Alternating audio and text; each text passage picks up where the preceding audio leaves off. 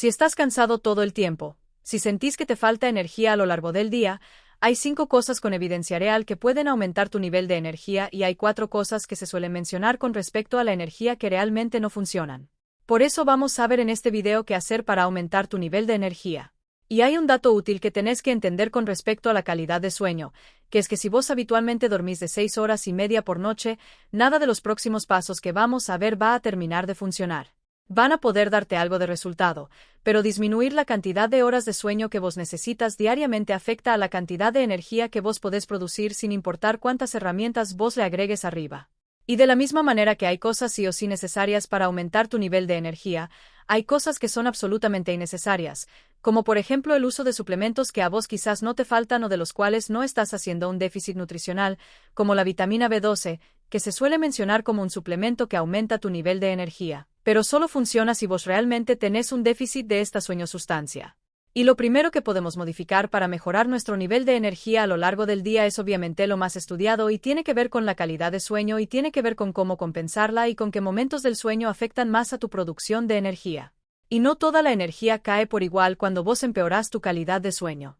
De hecho, si vos dormís en promedio menos de 7 horas, tu capacidad de atención cae, tu memoria cae, tu capacidad de tomar buenas decisiones a lo largo del día cae y estos efectos son grandes, son medibles y son reversibles si vos mejoras tu calidad de sueño.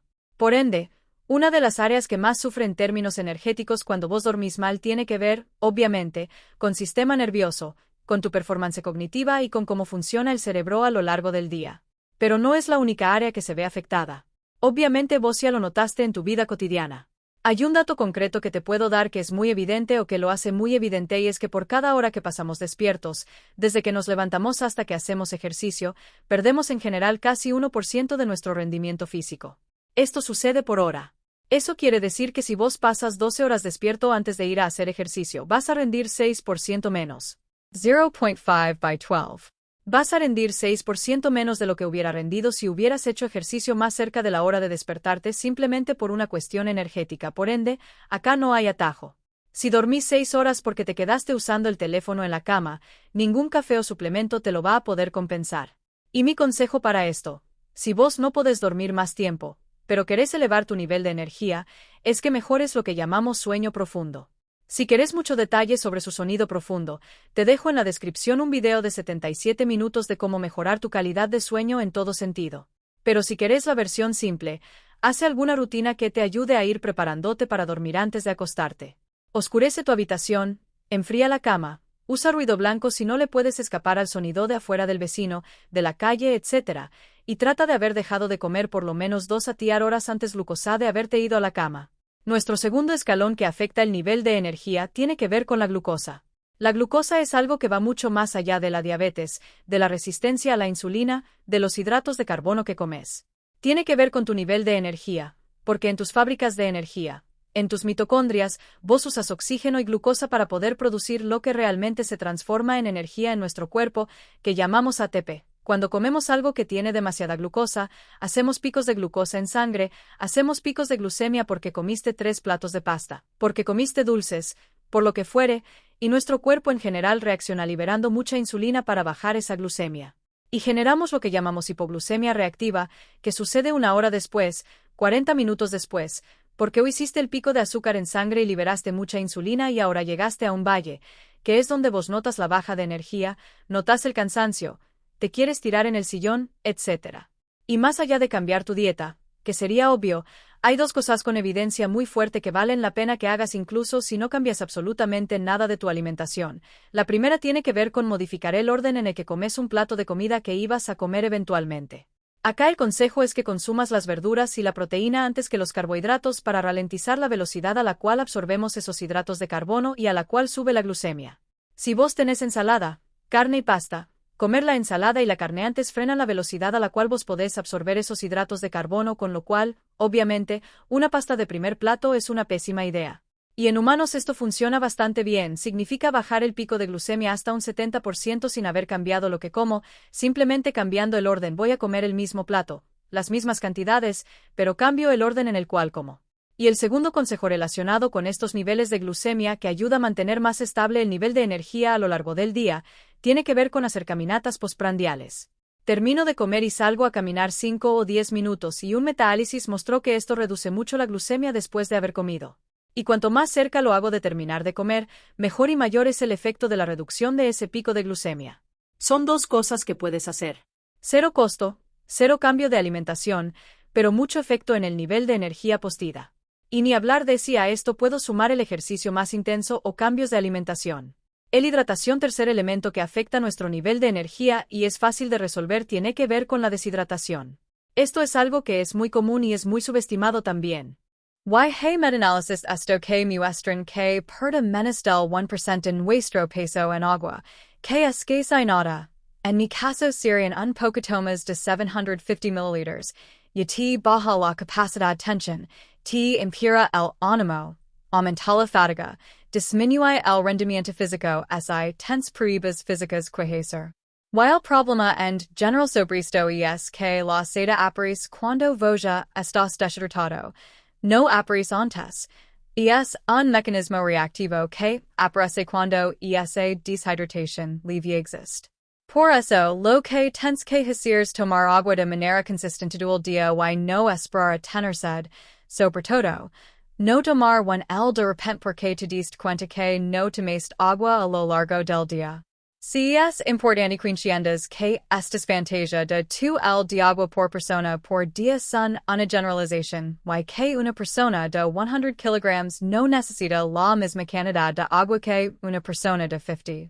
Una persona que está en verano, en climas secos haciendo ejercicio, no necesita la misma cantidad de agua que una persona que está en invierno, en un clima húmedo. Por eso realmente hay miles de variables que afectan a nuestro nivel de hidratación, y la manera más simple de llevar esto a la práctica es mirar tu orina. Mira el color de tu orina para entender cuán deshidratado estás.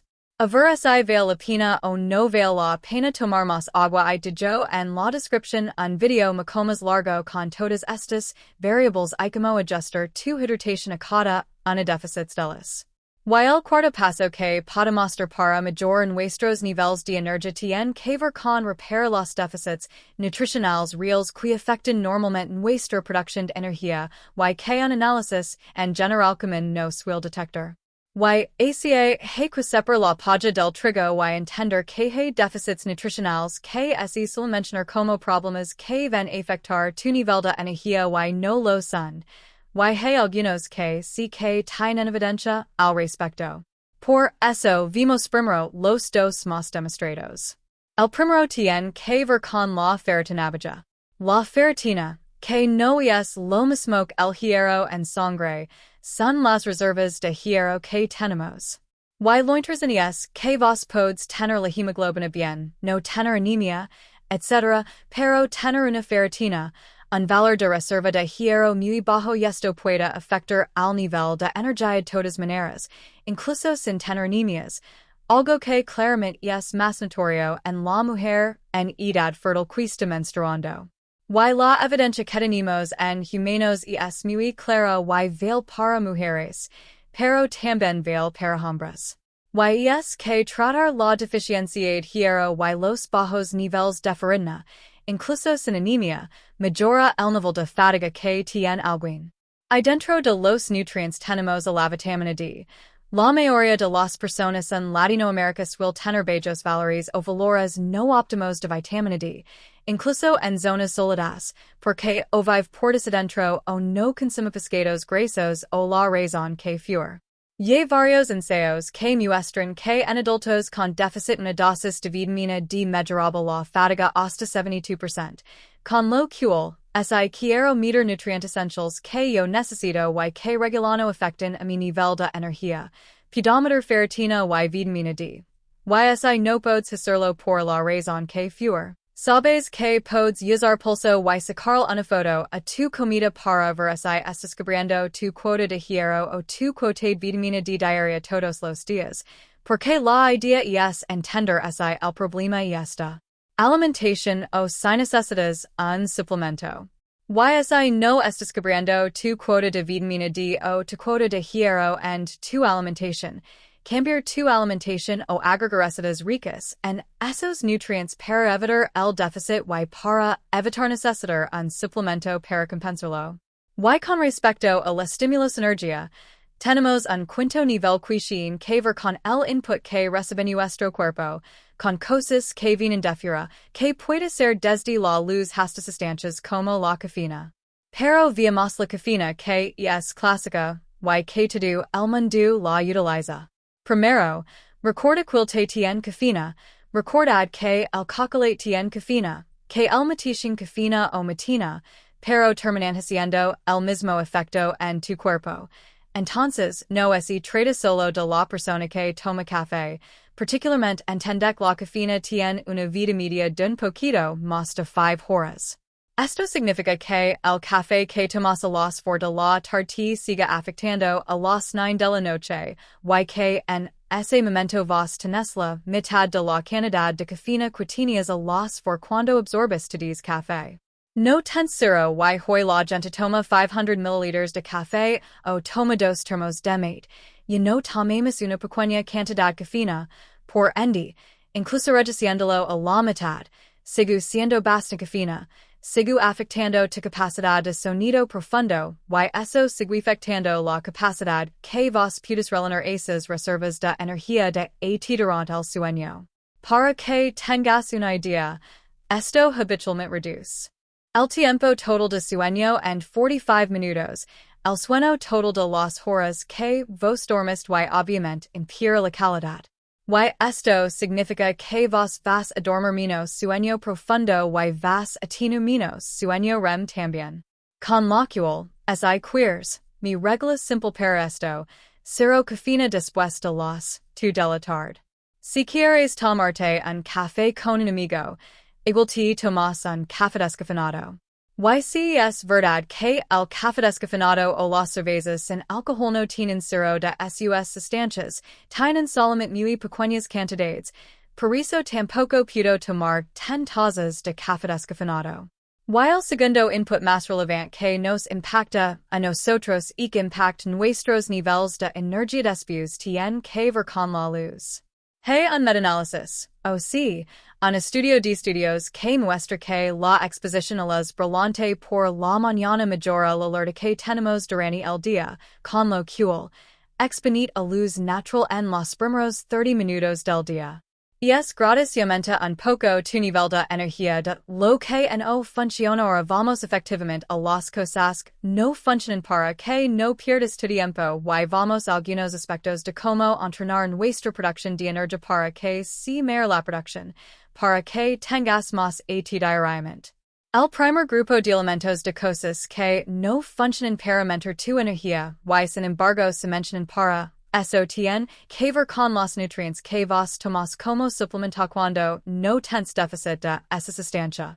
Una vitamina B12 sin déficit, un magnesio que estés tomando sin que realmente le falte a tu organismo. Y los metaanálisis sobre estos son muy claros, sin deficiencia documentada. La B12 no mejora la fatiga, no mejora tu capacidad cognitiva, no mejora o no impacta específicamente sobre depresión y estado de ánimo. Por eso, tus niveles de las vitaminas B están normales, el complejo B no va a afectar tu producción de energía. Lo mismo vale para otras vitaminas del grupo B, como B1, B2 y B3, que se sabe que son cofactores, decir que nos ayudan a producir ADP, a producir energía, pero no nos faltan. No van a hacernos la diferencia en producción. No es que por tomar más cantidad de vitamina B12 o más cantidad de magnesio voy a producir más energía.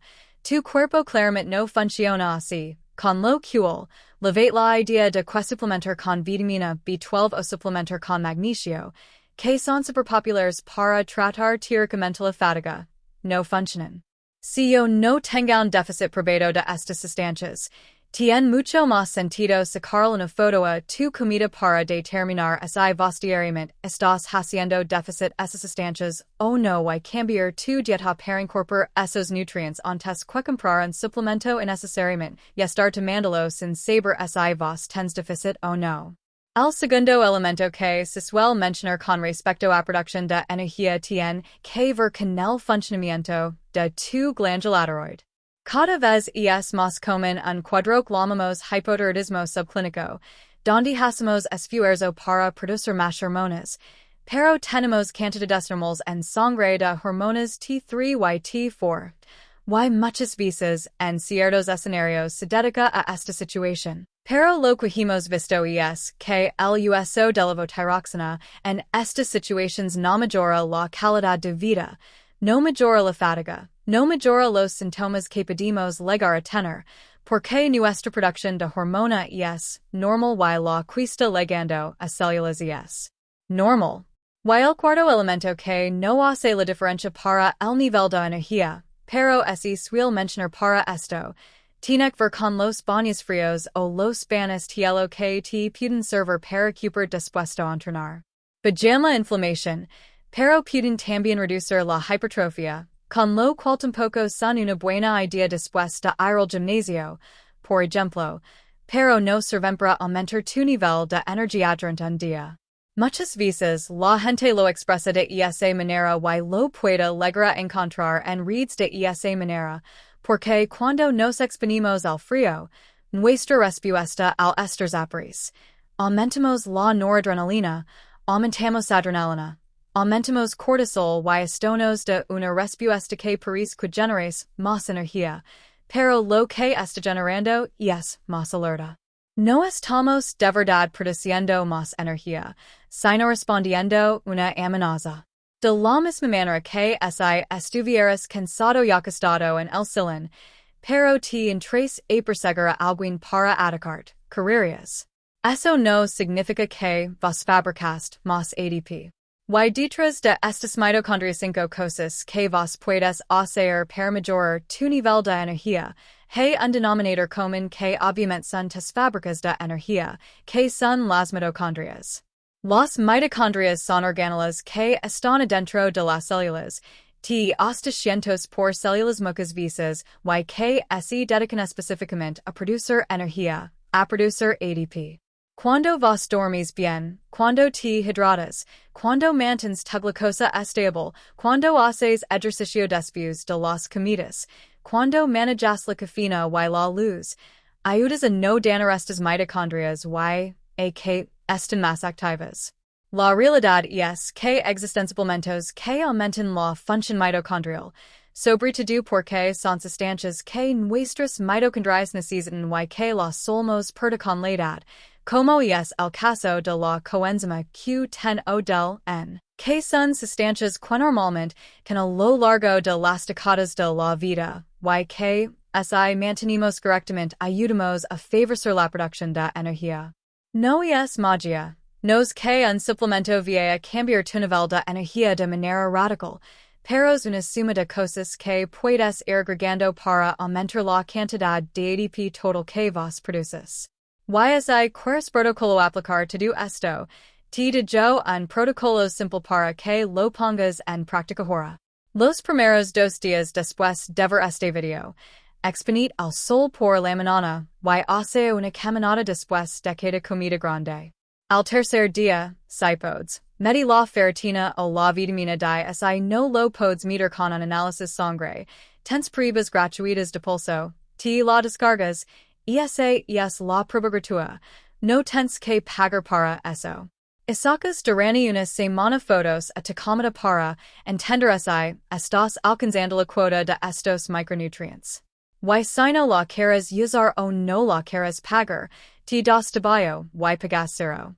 Y el día 4 o 5 agregas o una sesión corta de peso una sesión de ejercicio aeróbico de zona 2 para ir ayudando a estabiogénesis mitocondrial y a ser más eficiente en el uso de tu energía. Y el final de la semana te recomiendo que pongas cero cafeína después de las 2 de la tarde. Simplemente si quieres seguir tomando un café fluctuas de café con cafeína o un café descafeinado. Y's protocolo de una semana es suficiente para que sientas la diferencia al menos en 3 de esas 5 causas.